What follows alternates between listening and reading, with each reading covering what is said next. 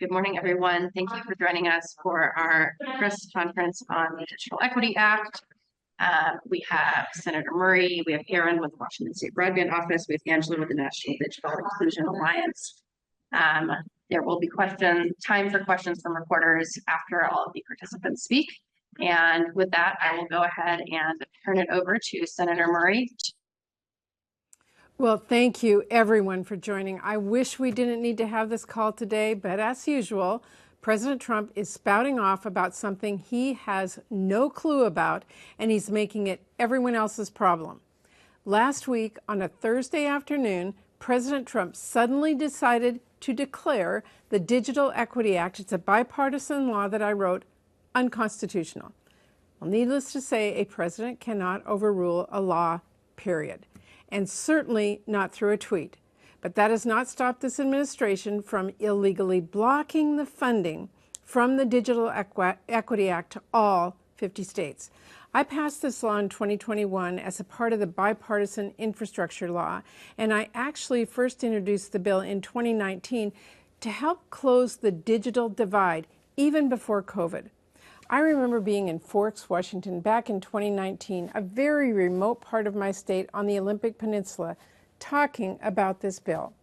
A local math teacher told me when it came to high-speed internet and digital resources, they felt like Port Townsend in the 1890s waiting for rail. For anyone who's not familiar, the train never did make it over the mountains to Port Townsend. But I was determined to not let history repeat itself with high-speed internet. So I worked really hard and built a massive coalition of support for the Digital Equity Act. And I worked really hard to make sure Republicans would be on board too. Senator Portman from Ohio co-led this bill with me. And guess what? Digital equity passed with overwhelming bipartisan support. And that is because my Republican colleagues have heard the same stories I have, like kids in rural communities forced to drive to a McDonald's parking lot for Wi-Fi so they could do their homework. That should not happen in America. Everyone agrees the federal government has a role to play in closing the digital divide. This is not a partisan issue. That's why we saw public statements of support for digital equity dollars from Democrats and Republicans.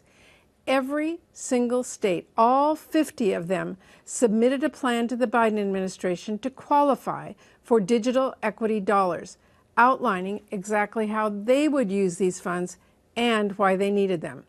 Not a single Republican governor in 2024 felt the law was unconstitutional then, and certainly none of them thought it was racist or illegal like the president is saying. That's why people as conservative as the Republican governors of Montana and Ohio were touting digital equity dollars. Even Kristi Noem's administration made certain to plaster her name all over the digital equity plan they submitted to the Biden administration. Everyone wanted digital equity dollars. And listen, call it digital equity or digital opportunity. Money does the same thing. So why is the president all of a sudden doing this? It is insane, absolutely nuts that Trump is blocking resources to help make sure kids in rural school districts can get hotspots or laptops, all because he doesn't like the word equity. This administration's deranged obsession with forcing extremist right-wing culture wars on all of us is not an acceptable or legal reason to deny states access to these funds. So whether it's helping veterans in Ohio navigate the VA benefits that are available to them online, making sure seniors in rural Texas can access telehealth resources, Trump is stealing from every state in America. Now, Democrats will fight this every step of the way, but my Republican colleagues will need to explain to their constituents why middle schoolers in rural districts should not get laptops. With that, I'm glad to turn it over to Aaron Wheeler, who knows better than anyone that digital equity dollars will help everyone in every community, in every part of Washington state. Aaron? Thank you, Senator. Good morning, everyone. My name is Aaron Wheeler. I'm the director of the Washington State Broadband Office here at the Washington State Department of Commerce. The loss of the Digital Equity Act and the funding surrounding it is a serious setback to Washington State's efforts to achieve digital equity. It undermines our digital equity plan's goals and perpetuates existing disparities that fall most heavily on our state's rural communities. Washington State's digital equity plan relies on this federal funding as a pillar to implement its strategies. These strategies are designed to address gaps in existing digital inclusion efforts and align with statewide priorities to improve outcomes in areas such as economic and workforce development, education, healthcare, and civil engagement. The loss of federal funding from the Digital Equity Act programs will have significant consequences, including slowed implementation. The planned strategies such as expanding broadband access, increasing affordability, providing digital literacy training, and device accessibility will be delayed and not fully implemented. It will hurt our ability to close the digital divide. Reduced reach. Fewer individuals and communities would benefit from digital equity initiatives, particularly those in underserved areas, including low-income housing, seniors, and individuals with disabilities. It will increase inequalities. The digital divide will widen, further impacting vulnerable populations and limiting their access to education, employment, healthcare, and civil engagement opportunities. Missed economic opportunities. The state's economic growth and competitiveness will be negatively impacted as a lack of digital equity limits workforce development and participation in our new digital economy. An increased reliance on state and local funding. Washington State will need alternative funding sources to support digital and equity initiatives, which could strain state and local budgets at a time our state is already facing a challenging budget environment. The state simply can't replace this level of federal funding. My team had just awarded our Advanced Cybersecurity Literacy Program grant to begin the state's efforts to develop a curriculum that would have rolled out across the state to help educate and protect vulnerable individuals who were often targets of online scams. Then we got the federal notice that our grant had been canceled. We've all seen stories about victims of these complex online crimes and the impacts they can have when they fall victim to online fraud. Our cybersecurity work would have helped prevent this by providing education about the online risks everyone faces. The program would have provided the tools people need to avoid these scams. Canceling contracts similar to Washington State's $15.9 million digital equity capacity grant will severely hinder our efforts to close the digital divide. Cutting this vital program will expose millions of Washingtonians to residents to cybersecurity risks, weaken the economic framework of Washington's communities, set back educational workforce opportunities, and the long-term costs of security breaches, cyber theft, and public trust will outweigh any short-term budget savings. This federal funding was going to be just the start of our work. With the loss of federal funding, we don't know if we will be able to implement our state's digital equity plan, and it erodes everyone's hopes that we're making progress to close the digital divide. I'll now pass it over to Angela at the NDIA to continue this discussion. Thank you, Aaron. Hi, everyone. I'm Angela Siver. I'm the Executive Director of the National Digital Inclusion Alliance. We represent over 2,000 organizations spread across the United States who are helping their community members get connected to the internet at a cost they can afford and understand how to use the internet safely with the appropriate device. One of those 2,000 plus organizations is Jewish Family Services, which is in Central Ohio. Just recently, they helped this woman named Diane. Diane is homebound and she did not know how to use a computer. Her meals were being delivered to her through government programs and volunteers. When others couldn't deliver the meals, Diane did not have food to eat. She was completely reliant upon others. When she got connected to Jewish Family Services, the digital navigator there taught her how to use a browser, taught her how to be safe online, how to use the local grocery store platform to order groceries. Diane now orders her own groceries. She spent 6 months working with this digital navigator. She no longer relies upon others for food. She has an independence now that she did not have. And Diane is eating regularly. That's what the Digital Equity Act is about. The Digital Equity Act passed with overwhelming bipartisan support, just as Senator Murray was explaining. The intent is to close the digital divide in rural, urban, and tribal communities.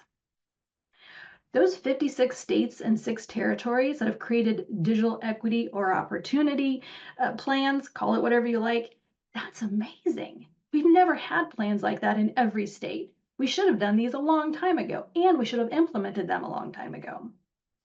The integration of technology into our lives, it's not new. So we need this. Now the states cannot implement their plans. NDIA is one of 65 organizations who've been recommended for award. The states were recommended for award, and 65 other organizations were recommended for award. NDIA it wants to be able to support 13 programs in 11 states and rural, urban, and tribal communities. We have shovel-ready projects. We are ready to go. We have supported over 30,000 people applying for jobs, talking to their doctors, completing homework assignments, and learning to avoid online scams.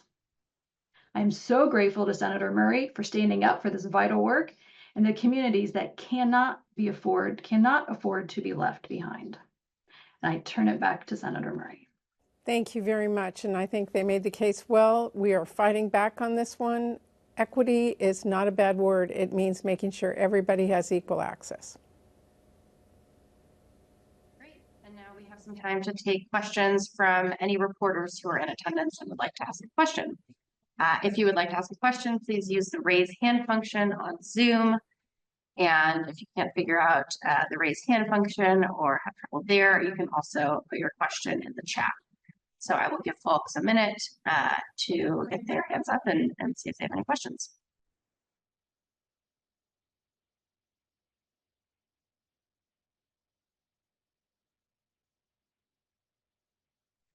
Great, we'll go to Jake with the Washington State Standard. Thanks, and thanks for doing this. This question's for Aaron. Has the states, the broader 1.2 billion broadband dollars, have those been impacted at all? And if not, can you talk a little bit about the timeline for dispersing that? I saw you had the press release back in February. Yes. No, thanks, Jake. At this time, we have seen no impact to the federal infrastructure funding. Like you said, that $1.23 billion.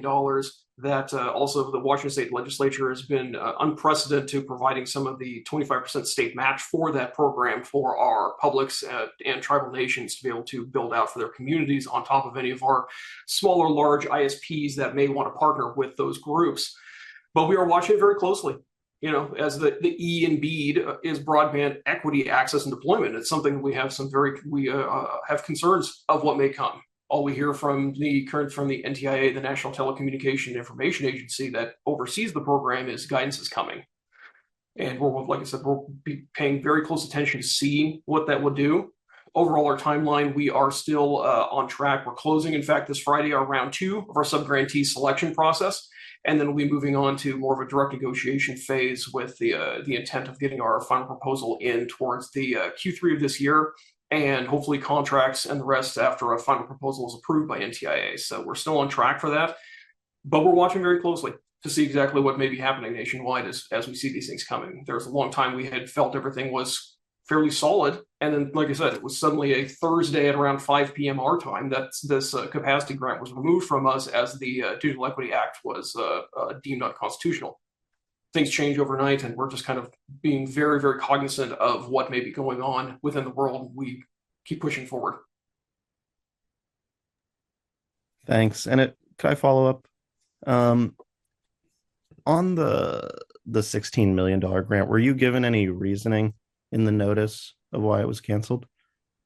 That basically the equity grant was, or that as the Equity Act was declared unconstitutional, that it was there. I would have to go through and we can follow up with that. I can have Angela Lamb on Commerce team to be able to get you more exact detail, but it was showing that, you know, that Secretary Lutnick agreed with the president and that the grant as such would be canceled as along with the act itself.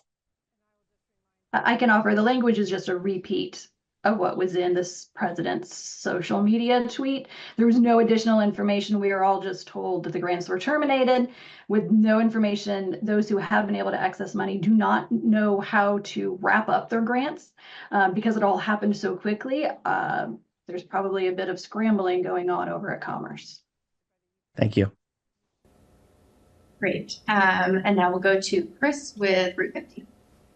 Hi, this is probably more a question for the senator, but I'm curious What will Congress be doing to kind of fight back against this? I mean, you guys appropriated this money. You know, yeah, just in terms of, I don't want to get too much into empowerment and separation of powers, but what will you be doing to, try and deal with this? Well, all this will take is for Republicans to join us and speak up for their states. As I said, all 50 states put together a plan and asked for the resources. I cannot believe there aren't Republican governors out there that are going to join with us to fight back on this. That's one way to do this, and the other way is through the courts, and I'm sure that that will happen as well. But a whole lot cheaper and easier if Republicans just join us and tell the president to send out the grants that they are not unconstitutional, and we all supported them. Great, and we have a couple more minutes for questions. If there are any other questions from press in attendance, use the raise hand function or drop a question in the chat.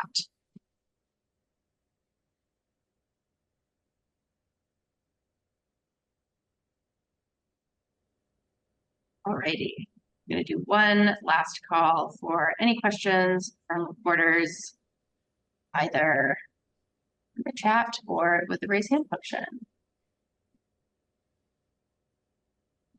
And not seeing any other questions from folks in the audience, I am going to go ahead and turn it over to Senator Murray to close us out. Thank you all for joining us. And I again call on Republicans to join us to tell the president this is not unconstitutional. It is something we all fought for. Get these funds out.